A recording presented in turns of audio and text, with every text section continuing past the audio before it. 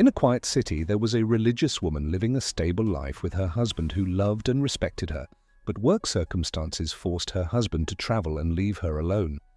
It was not easy for her, but she was patient, calculated, and put all her trust in God, and one day she felt exhausted.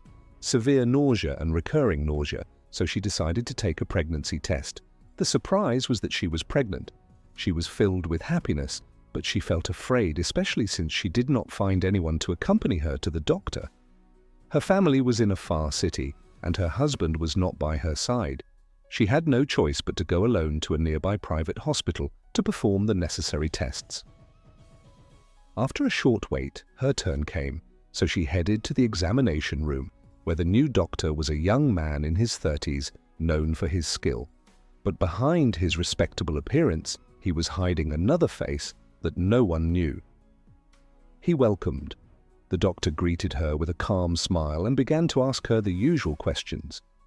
His speech was reassuring, which made her feel some comfort, but that comfort did not last long. During the examination, he began talking about things that had nothing to do with the pregnancy, excessive compliments, strange looks, and words that she was not comfortable with.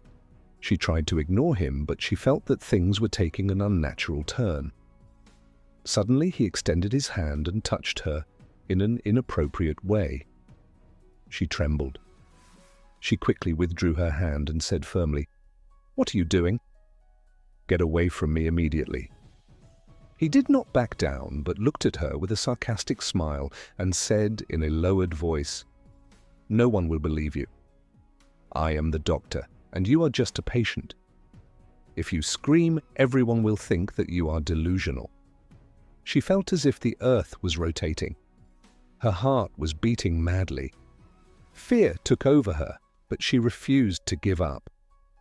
She was about to scream, but she did not need to. The door suddenly opened. The hospital director and security guards entered, their faces full of anger. They grabbed the doctor forcefully, and he found himself trapped without understanding how his matter was exposed so quickly.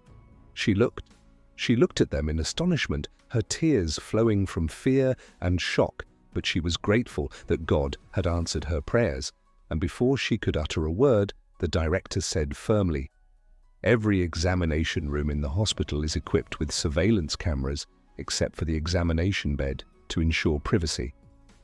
"We have seen everything." The doctor froze in place.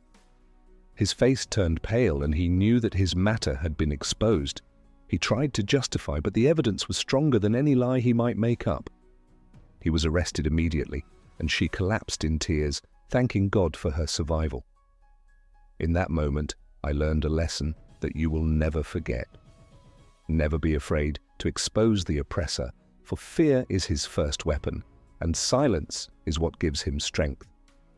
The lesson of the story: if you are exposed to any assault, do not be silent, scream, and resist. Silence encourages the criminal to persist. Trust is not blind, even in places that are supposed to be safe. God does not abandon his righteous servants. Whoever trusts in him will suffice from the evil of the oppressors. Modern technologies, such as surveillance cameras, may be a tool to protect innocent people and expose criminals. Truth is never defeated, and injustice does not last.